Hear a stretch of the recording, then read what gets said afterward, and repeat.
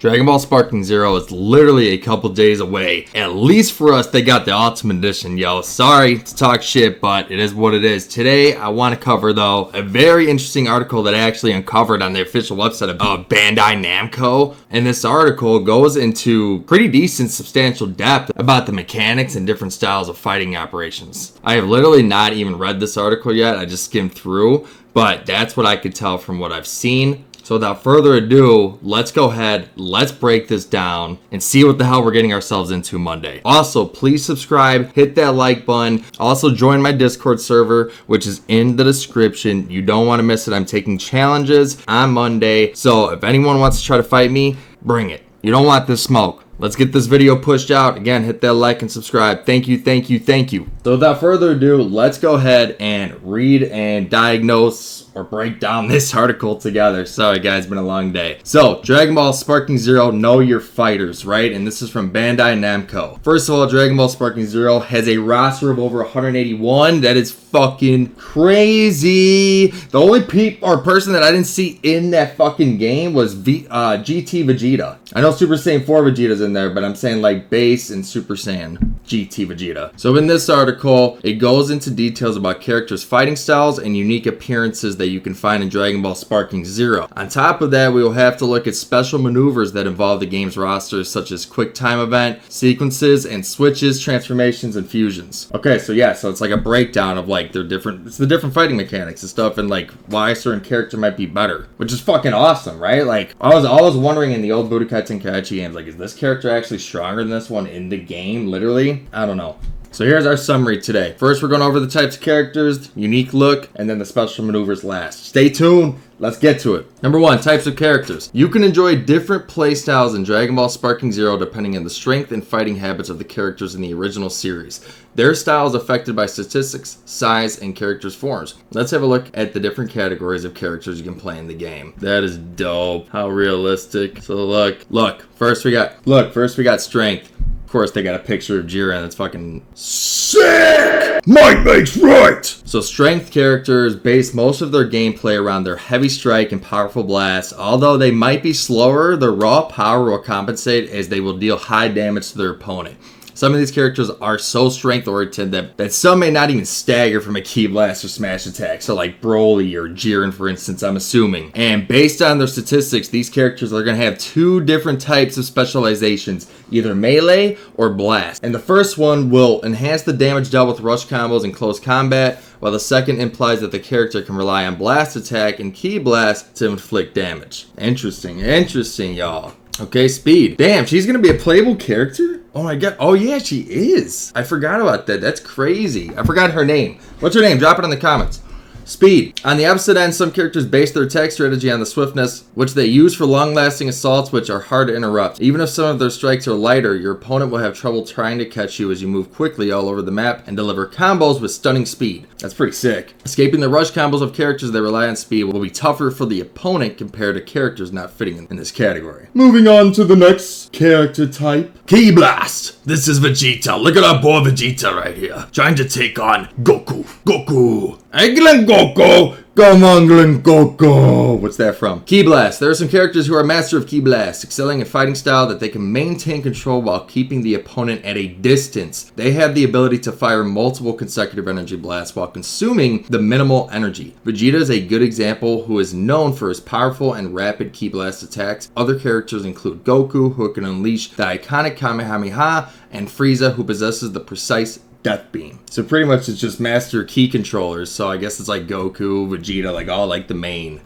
I like the mains. Okay, next we got Giant. Dude, Aniraza's in this? What have I been sleeping? I have, y'all. Giant. Given their impressive size, these characters are much slower than the others, but they strike more powerful blows that will stagger and send your opponents flying away. On top of that, they are numb to throw and some blast attacks. I think it's a typo. You can take advantage of their overwhelming presence on the map to hit your opponent with a wider hit range. Their impressive size and power come at the expense of sometimes having trouble hitting the smaller opponents, which may evade their assault more easily. So it's like the Great Apes from back in the day. They're just going to be super slow and stuff. But I just can't believe this Giant's in there. Like, that's I don't even know. Dang, we got more. Next, we got the androids. So androids are artificial humans that do not necessarily possess ki. They cannot charge their ki bar unless their energy reaches the maximum level. Their ki gauge will charge automatically over time or through melee attacks, and it will stop charging once it reaches maximum. So that is the same way that it was in Dragon Ball Z Budokai Tenkaichi 3. It says to incorporate this into your strategy, continuously strike with rush combos, giving your opponent no chance to charge his ki.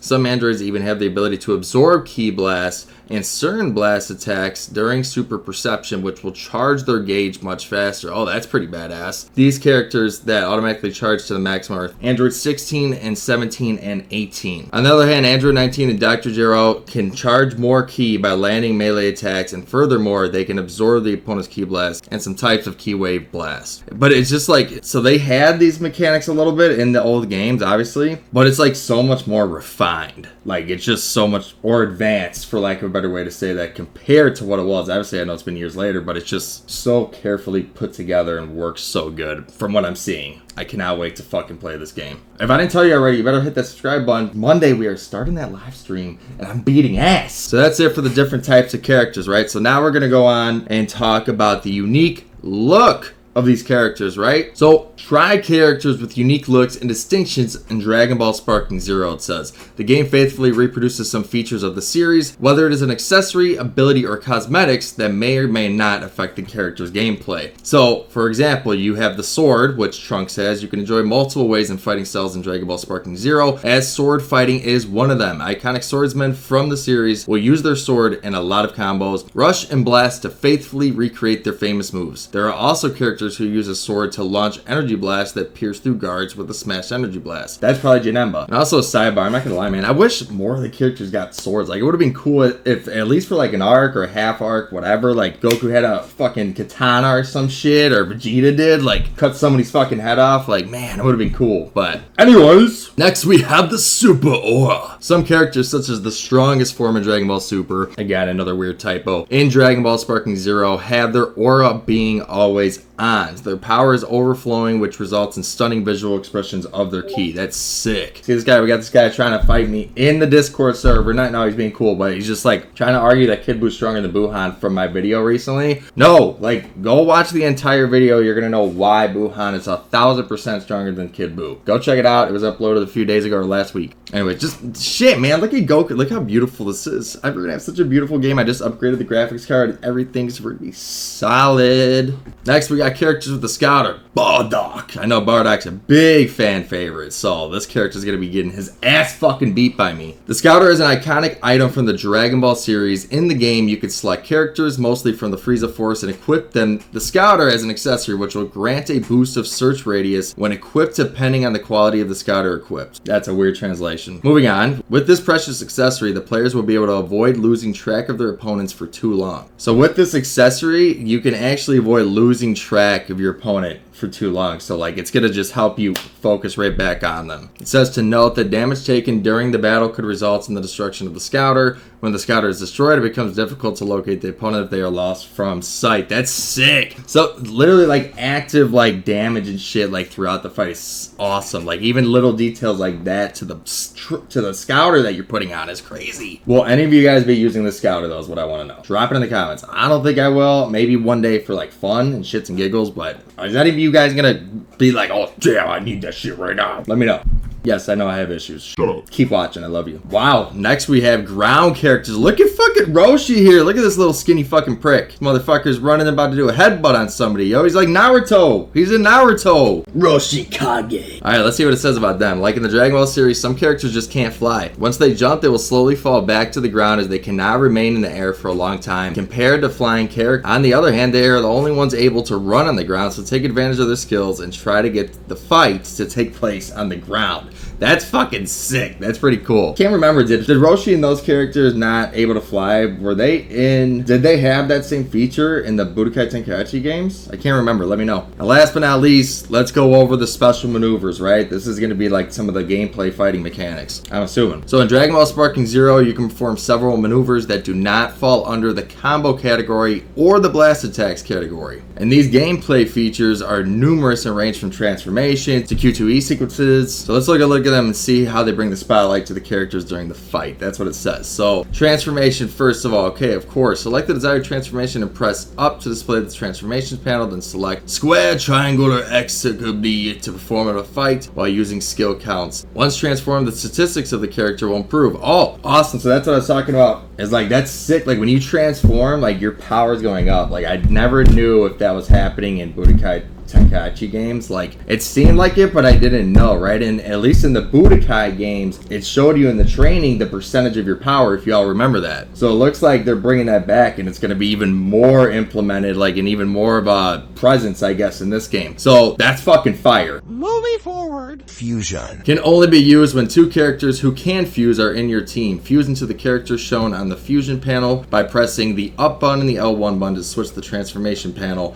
to the fusion panel, and then you can select your form. Once fused, both characters will disappear from your team member screen and be replaced by a single fused character. Note they cannot go back to normal. Now, it doesn't say if that raises the power, but I'm assuming it would. Next, it says switch. The switch is possible once the change icon is lying pressed to the left to display the switch panel. Then choose your character you want to switch with. Okay. Now, it says this mechanic can lead to other gameplay features such as chase change in team battle, switching while attacking to let your switching character continue the assault. Use this tactic to smoothly switch out team members while keeping up your attacks. That's fucking sick. Basically some alley-oops, for lack of a better way to say that shit, man. AKA fucking team attacks, yo. I'm about to fucking Android 18 Krillin this bitch. Oh. And then we have sparking mode. To enter sparking mode, you must charge your ki gauge to its maximum and even further. You will need to spend one skill count to reach sparking mode. Sparking mode not only enhances your abilities, but offers you a variety of other benefits, such as allowing you to shoot ki blasts without consuming ki. Sick. Use moves such as violent rush while in sparking mode, and you can perform continuous rush attacks until your gauge runs out, resulting in an uninterrupted barrage of melee attacks. That's sick. You can also perform hyper smash,